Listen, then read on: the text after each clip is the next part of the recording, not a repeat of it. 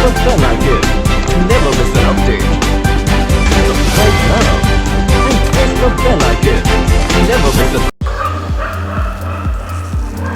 News track में फिर से एक बार आप तमाम का इस्तकबाल है और खैर मकदम है, और मैं उम्मीद करता हूँ कि आप तमाम बखैरियत और आफियत से होंगे। झगड़ा चाहे छोटा हो या बड़ा हो, और जंग चाहे छोटी हो या बड़ी हो, इसमें नुकसान सिर्फ अवाम का होता है।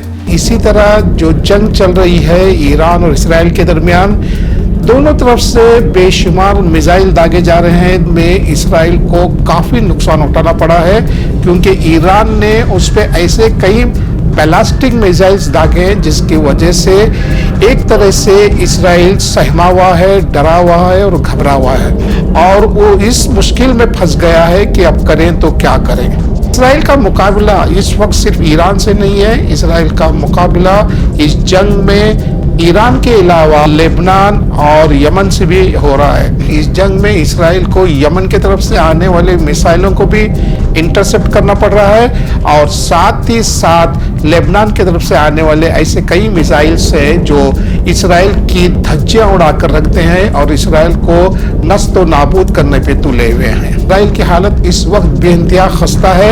ईरान की तरफ से दागे गई मिसाइलों की वजह से इसराइल में कब सुबह होती है, कब शाम होती है, और सूरज कब निकलता है और कब गुरूब होता है, इसका पता नहीं चल रहा। शहरी बंकरों में पनाह ले रहे हैं।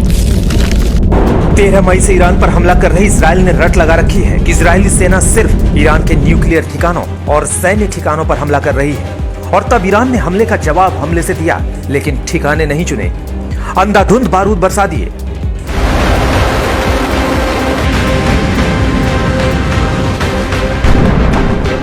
इजराइल का आयरन डोम जिस तरह सैकड़ों मिसाइलों के हमले के सामने नाकाम साबित होने लगा, पिछले 2 दिनों के हमले के बाद अब इजराइल आरोप लगाने लगा है कि ईरान क्लस्टर बम का इस्तेमाल कर रहा है।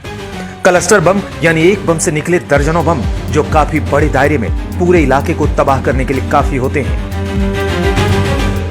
ईरान के भीषण हमले के बाद इजराइल तबाही झेल रहा है, पलटवार का प्रण भी ले रहा है, लेकिन एन जंग के बीच में कहां तो इजराइल अमेरिका से बंकर बस्टर बम लेकर परमाणु ठिकाने ध्वस्त करने की उम्मीद कर रहा था, कहां तो ट्रंप ने कह दिया कि मूड नहीं है। Regarding the ongoing situation in Iran, I know there has been a lot of speculation amongst all of you in the media regarding the president's decision making and whether or not the United States will be directly involved. In light of that news, I have a message directly from the president, and I quote, "Based on the fact that there's a substantial chance of negotiations that may or may not take place with Iran in the near future, I will make my decision whether or not to go within the next 2 weeks." That's a quote directly from the president for all of you today.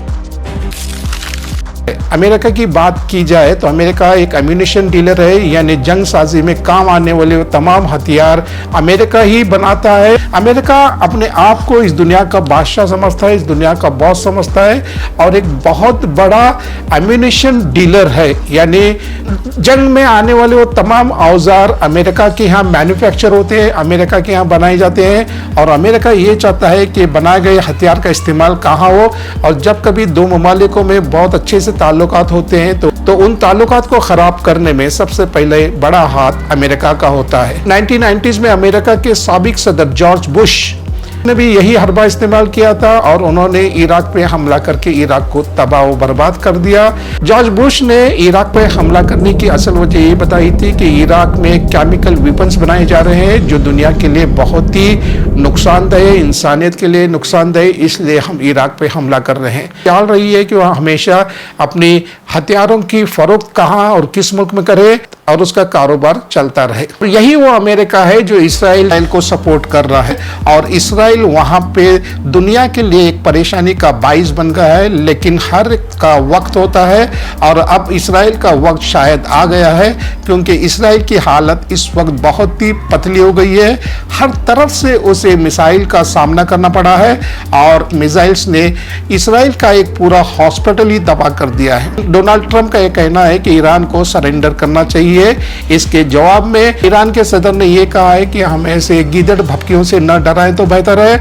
अगर इस जंग में America भी कूद पड़ता है तो America को इसका बहुत बड़ा नुकसान उठाना पड़ेगा और इसके लिए वो तैयार होना चाहिए। इस चलती हुई जंग में अमेरिका कभी भी कूद पड़ सकता है, इसका नतीजा भुगतना पड़ेगा और 100% अमेरिका बड़े नुकसान में होगा। जितना नुकसान हमारा हुआ है इससे ज्यादा नुकसान हम अमेरिका का नुकसान करने के लिए तैयार हैं। बात को मजीद जारी रखते हुए ये कहा कि जंग तो अब शुरू हो चुकी है, अब ये तो शुरुआत है, अब देखें आगे क्या होता है, लेकिन हम पीछे हटने वालों में से नहीं है।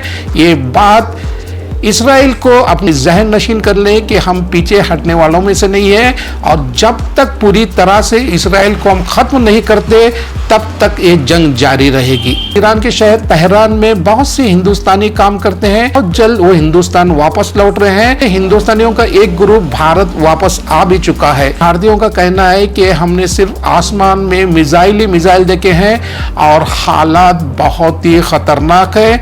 अब ये देखना होगा कि ये जंग कब तक चलती है और इसके नताइज क्या होंगे। हमेशा की तरह इस बार भी गोदी मीडिया इसराइल के फेवर में ही बात कर रहे हैं, लेकिन हमें उनके खबरों पे कोई एतबार नहीं करना चाहिए। दूसरे ऐसे कई जराए हैं जिसके जरिए हम सही से मालूमात हासिल कर सकते हैं। फिर से एक बार मैं तमाम से यही गुजारिश करता हूं कि आप गोदी मीडिया के चैनल्स को देखना बंद कर दें और आप किसी गलत फहमी में भी नहीं रहेंगे। बराए करम गोदी मीडिया के चैनल्स देखना बंद करें तो आपके लिए बेहतर होगा।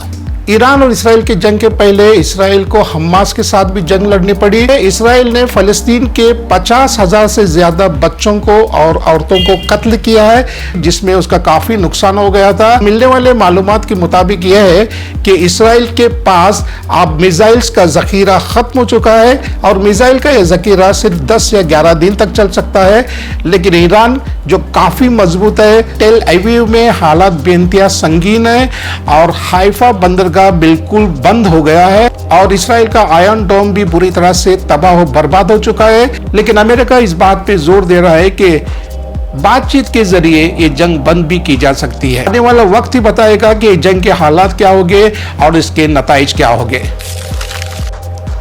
न्यूज ट्रैक में खबरों का सिलसिला जारी है और हम उम्मीद करते हैं कि हमारा न्यूज ट्रैक आपको पसंद आ रहा होगा। आप इसे बराए करम शेयर करें, लाइक करें और सब्सक्राइब करें। फिर से एक बार आपसे मुलाकात होगी, तब तक आप अपना ख्याल रखें। खुदा हाफिज।